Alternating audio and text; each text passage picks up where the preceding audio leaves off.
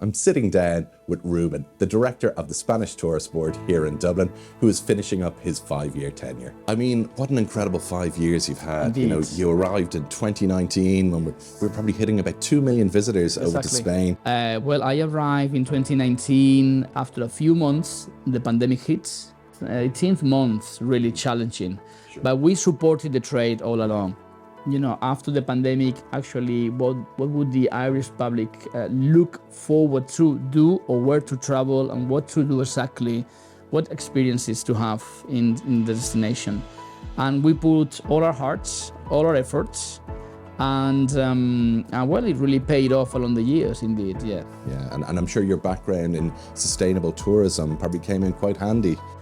Sustainability is, as we know, the key for many things, and we think that now more than ever, we know that actually tourism is an industry that actually grows.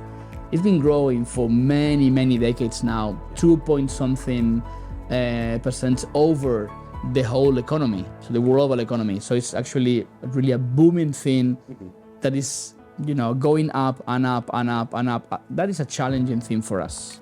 So it's good for the trade indeed, it's good for Spain, but we need to get to manage well the fluxes, to manage what kind of experiences, when exactly, where exactly, because well, now there are extreme weather phenomena. There are population actually that they are struggling with, of course, the renting issue, housing issues, like here in Ireland as well. So it's, well, really became a big job. So back in the day, tourism was like, well, straight industry that, you know, send people over, you know, abroad. And now it's a very complex business that have to take into account the residents, the permanent residents, and the temporal residents that go over there. And well, the Irish people are excellent for that because they are so conscious, so, let's say, outdoors oriented.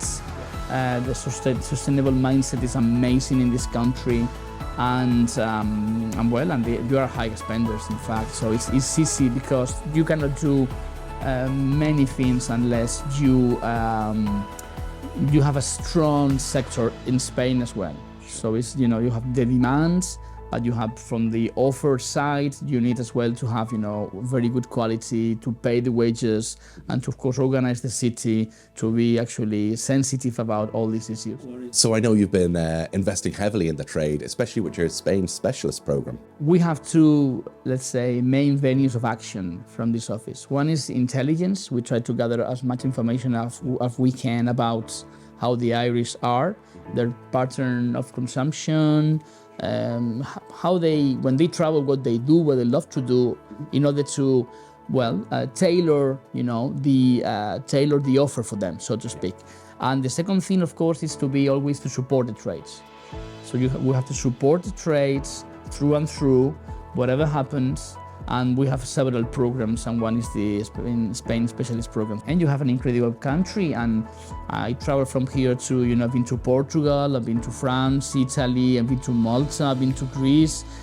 I must say that I'm really in love with the country, and it was really important for me to try to, you know, show back the love that actually you are giving to a destination from this office. Yeah, and I know, like, speaking of your love for the country, I believe your children have even learned Irish. Yeah, I mean, it's been really something for my family at a personal level. So when we arrived, as you mentioned, the pandemic hit us in 2020, and my kids, they were 5 and 7.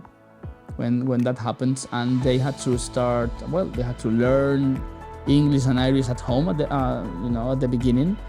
And well, I can mention that I was in a meeting a few months back at the embassy with the Secretary General for Education and from the Irish government, and she told me, I said, oh, I'm Rubén from the Spanish Tourism Office, blah, blah, blah. And she said, no, I know who you are, because you are, you know, the only diplomat that didn't ask for an exemption for your kids in order not to learn Irish.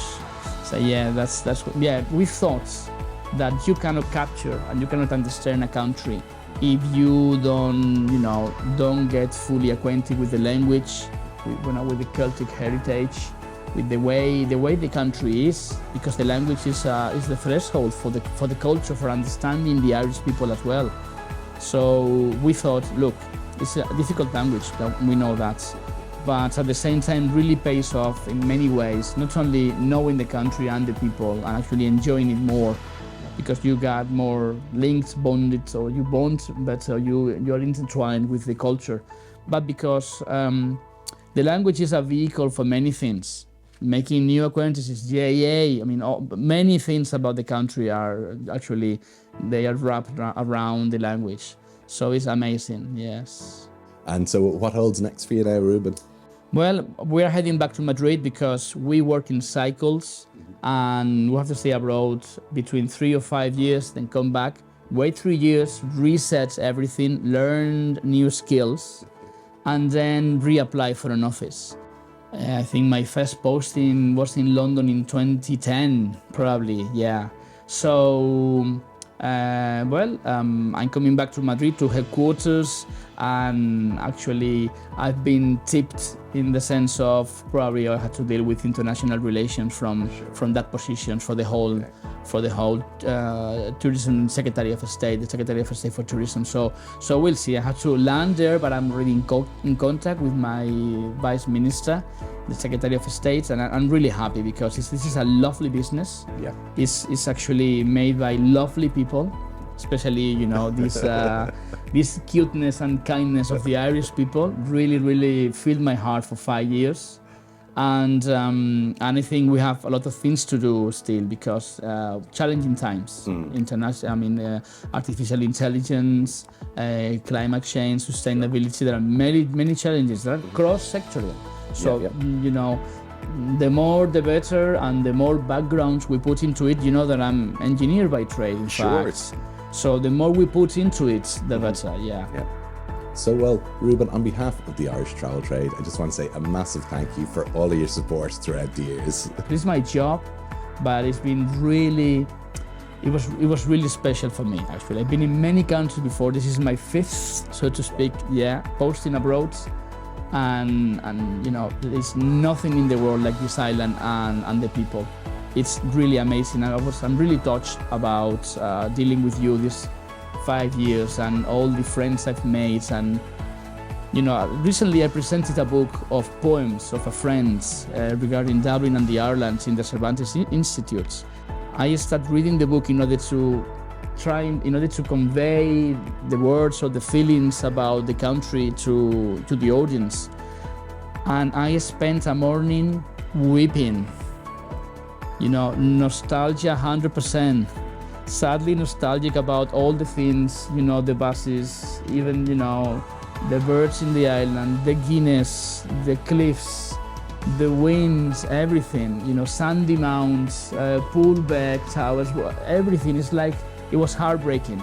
I left many friends here. I've been, too many to mention, but I've been supported all way long, all the way through, and I'm really grateful. I mean, I learned so much from the Irish people and the Irish trade. I really made, friends for life.